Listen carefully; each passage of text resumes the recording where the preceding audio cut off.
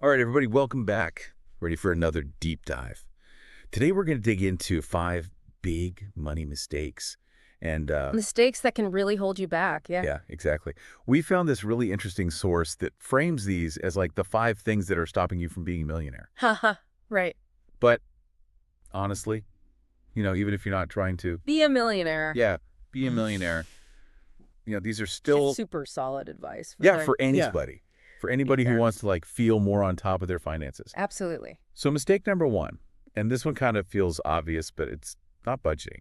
But like, I think this goes deeper than just like tracking your spending, right? Oh, yeah, for sure. The source we're looking at really emphasizes this idea of the 50-30-20 budget. Have you heard of this?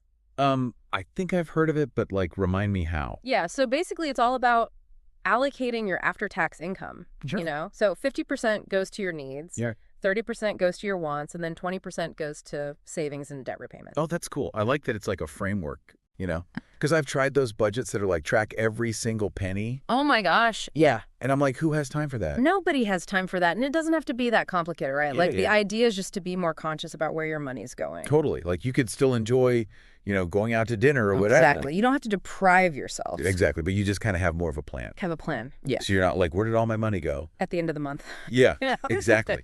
Okay, so mistake number 2, and this is what I feel like a lot of people are probably guilty of, myself included, is not investing.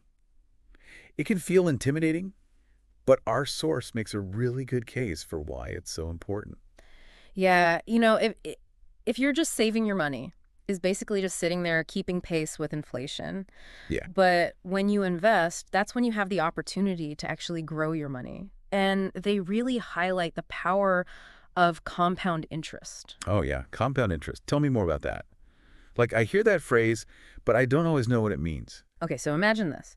You invest $1,000 and you're getting, say, a 7% return. Okay. That first year, you earn $70. Okay.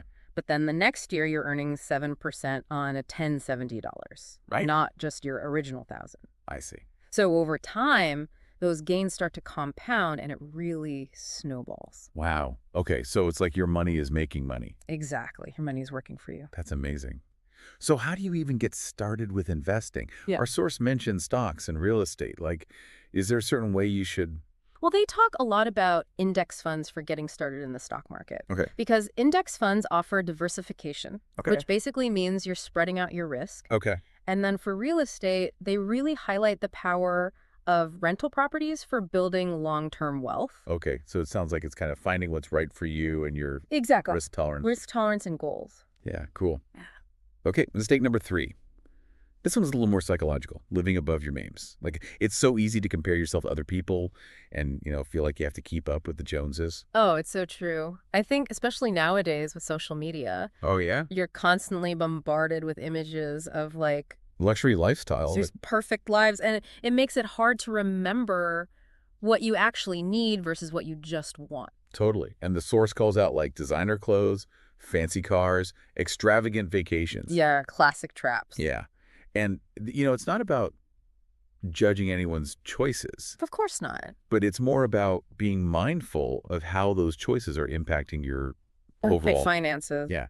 And one thing the source suggests is focusing on experiences rather than material possessions. Ooh, I like that. Yeah. Because experiences create memories, Yeah. and those are way more valuable. Exactly. I feel like that's something I've been learning more and more as I get older. Totally. Like, I'd much rather have a cool trip Yes. than, a fancy purse. Exactly. And one really practical tip that the source offers is this idea of delaying gratification. Oh, tell me more. So say you're about to make a big purchase, right?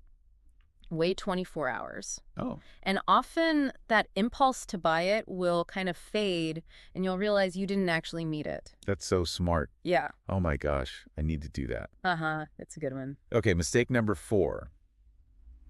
This one's kind of scary to think about not having an emergency fund, but I know it's important. It is. It's like that safety net for your finances, Like imagine you suddenly lose your job or you have a huge unexpected medical bill. Oh, Without an emergency fund, you might have to rely on credit cards or dip into your long-term savings. yeah, that would be awful. Yeah, it's not a good situation. The source recommends having like 3 to 6 months of living expenses saved, which Ah, sounds it sounds like a lot. like a lot. Like, how do you even... Well, you don't have to do it all at once. Right. Even starting with a small amount each month will eventually add up. Okay, yeah, that Yeah. makes sense. Just think of it as like a gift to your future self. Yeah. Okay, and finally, mistake number 5. This one's all about empowering yourself, failing to educate yourself financially.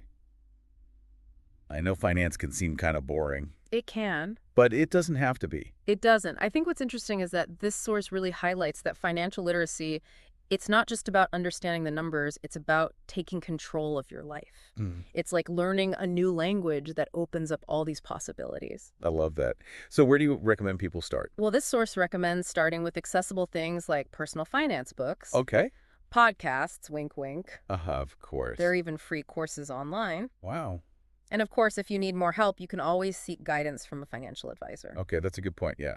So it's really about finding what works for you. Yeah. Awesome. Okay, so just to recap, we've covered the 5 big financial mistakes to avoid not budgeting, ignoring investments, living above your means, not having an emergency fund, and failing to educate yourself financially. So now that you know all of this, I'm curious, what's one small step that you can take today to start improving your financial habits?